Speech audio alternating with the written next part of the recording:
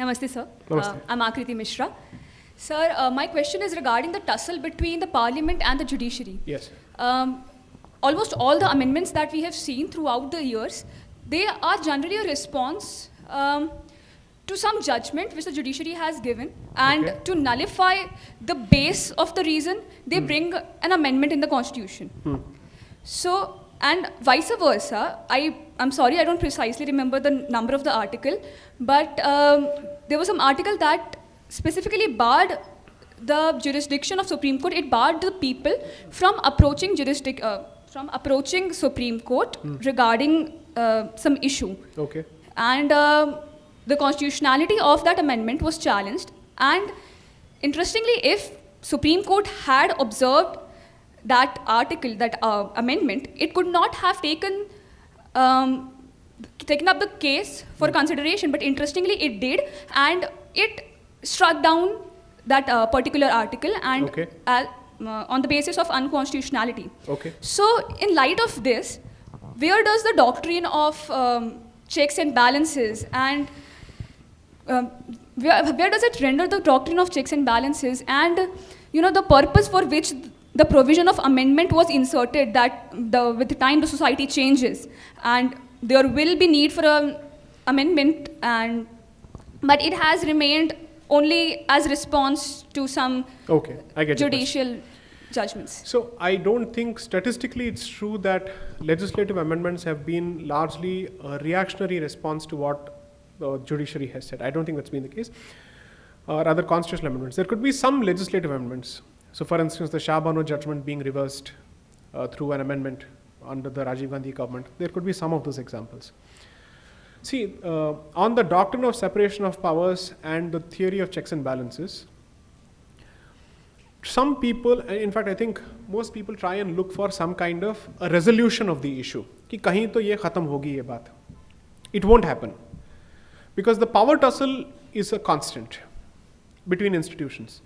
Institutional pushback, apart from the ego angle of the human beings that populate that institution, is also a question of territory and turf. Okay? I think that's always going to be there. Sometimes what happens is more than a constitutional argument,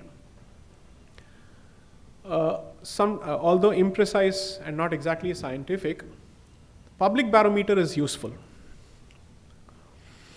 Because lawyers sometimes, they get lost in technicality.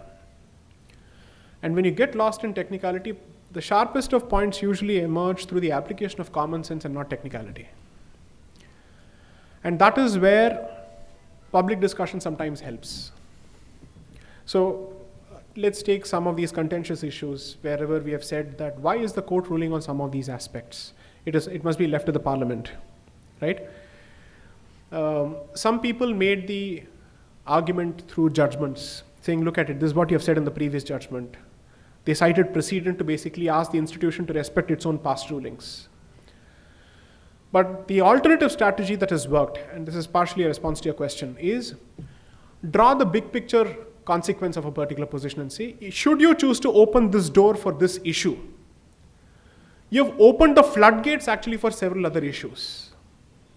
And sometimes that argument works much better than a hyper-technical legal argument.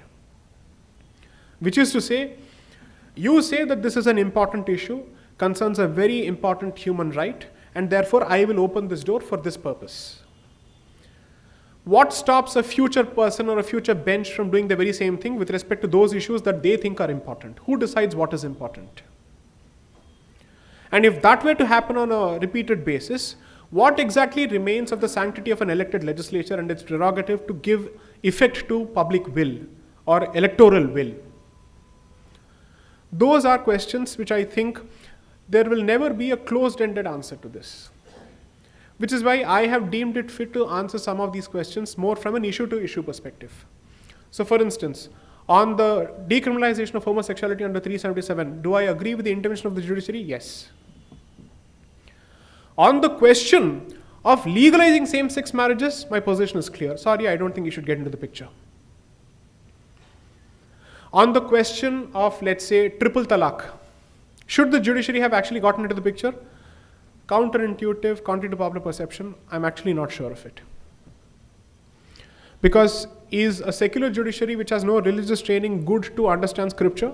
If I say that you don't understand Sabrimala, how can I say in the same breath you're trained to understand the Quran or the ayats? I can't make that argument, no? There will be a serious inconsistency in my own position. So the conscious decision that I have taken is don't give a conclusive response to the application of the doctrine without understanding the context in which you wish to apply the doctrine.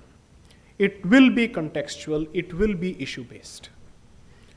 So checks and balances का जो ये game है ये तो चलता रहेगा. It will happen all the time.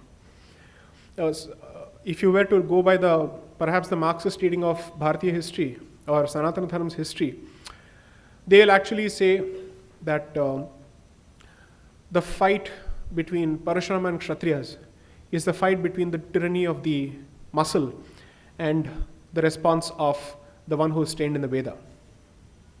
Saying, sorry, I need to respond now because you can't get away with this. You're literally violating Veda and you're literally violating Dharma. And Veda Dharma, which is typically embodied or personified in the form of the sacred cow, is under attack. And if the one who is supposed to protect the cow itself is actually attacking it, then I will have to step into the picture. So literally what you're doing is Go Raksha. Because that's how you look at Kala Chakra. You're saying it's the Kali Yuga is in the form of a cow. When Kali happens, the cow is literally standing on its last leg because the number of people who practice Vedas have come down by 25% or actually to 25%. That's the reading of it. So I think this power tussle will go on. I don't think I'm concerned about that. The hope is that each time one particular institution crosses the Lakshman Rekha, there must be another institution with the will as well as the resources to hit back. That is what I'm more interested in. One entity completely takes over, whoever it may be, whether it's the government or the judiciary, that arrogation should never happen. That concentration of power should never happen. Assuming that you believe in the concept of a constitutional democracy with multiple organs. Dare I say this, even in the Indian context, monarchy never translated to complete concentration of power in the hands of the king. Never. Rarely. Even if the Raja is seen as the Pratinidhi of the deity himself or God himself, there are serious restrictions on his limitations. His personal life is scrutinized down to the last detail. His schedule is drawn by the Purohit. There are articles written by this brilliant person who I regularly read when it comes to issues of Dharma, Sandeep Balakrishna. His portal is called Dharma Dispatch. Some of his better articles are on a different journal called Preksha. Do read it. And he has actually explained how this works. So clearly our concept of monarchy is not the kind of monarchy that led to the French Revolution. When people are dying, you say, let them have cake. That's not how we operate. So I think I'm always interested in at least there being one institution, either societal or statist, which has the ability to push back and punch. Next.